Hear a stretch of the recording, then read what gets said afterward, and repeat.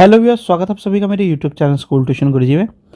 बच्चों, हम कर रहे थे आपका चैप्टर या अध्याय मोशन या गति, और आज हम इसमें पढ़ेंगे बच्चों स्पीड एक्सीलरेशन के बारे में, या फिर आप कह लीजिए चेंज ऑफ वेलोसिटी के बारे में।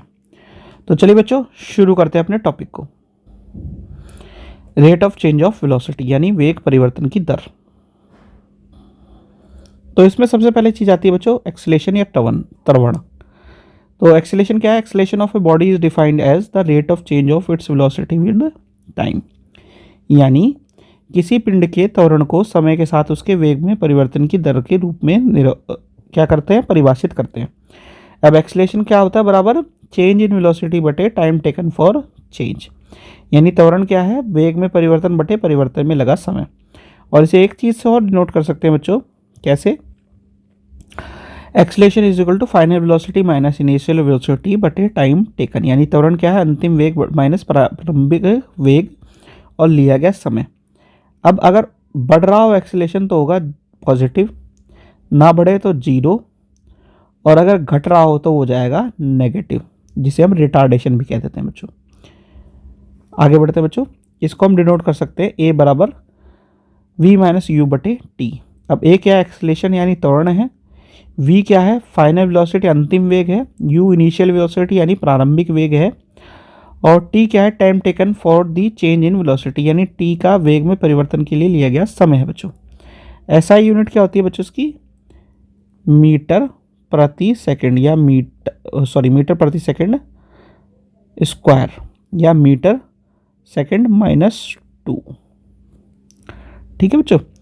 अब when a body is moving with a uniform velocity is acceleration will be 0।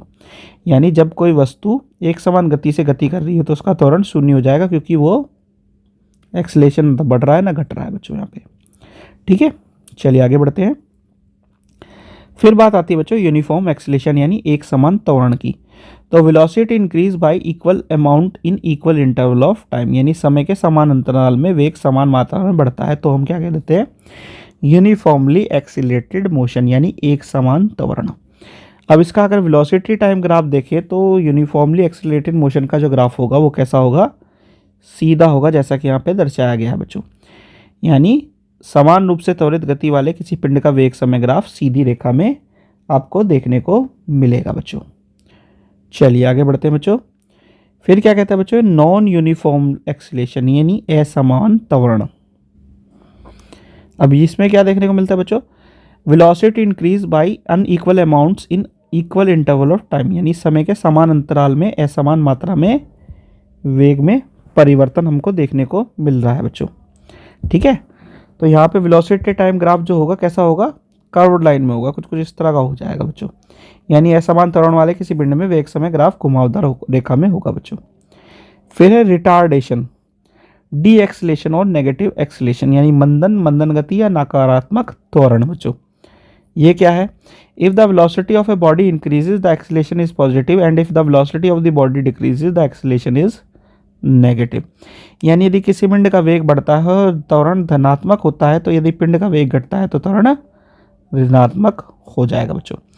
Retardation is measured in the same way as acceleration. Retardation is actually acceleration with the negative sign, यानी मंदता को त्वरण की तरह मापा जाता है। मंदता वास्तव में ऋणात्मक चिन्ह के साथ त्वरण होता है बच्चों, जैसा कि यहाँ पे नीचे की साइड में आ रहा है। यानी हमारी स्पीड क्या हो रही है टाइम के साथ, वेलोसिटी क्या हो रही है? कम हो रही है टाइम के साथ।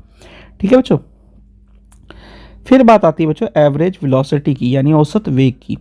तो an object is moving along a straight line with a changing variable speed या velocity, we can calculate the magnitude of its rate of motion in terms of average velocity by the following equation. यानी एक वस्तु बदलती परिवर्तनशील या गति या वेग के साथ एक सीधी रेखा में घूम रही है। हम निम्नलिखित समीकरण द्वारा औसत वेग के संदर्भ में इस गति की दर के परिमाण की गणना कर सकते हैं। तो एवरेज वेलोसिटी या औसत वेग क्या होता है? प्रारंभिक वेग या इनिशियल वेलोसिटी प्लस अंतिम वेग बटे 2, यानी v is equal to u plus v upon 2। अब यहाँ पे v कैपिटल होगा, ये बात ध्यान रखना बच्चों। v denotes the average velocity यानी औसत वेग को दर्शाता है। u is the initial velocity प्रारंभिक वेग, v is equal to final velocity यानी अंतिम वेग। तो बच्चों यहाँ पे होती है आपकी ये वाली वीडियो कंप्लीट। नेक्स्ट वीडियो में हम करेंगे इसके इन टेक्स्ट क्वेश्चंस को। आशा करता हूँ आपको वीडियो अच्छी लगी होगी। Thank you.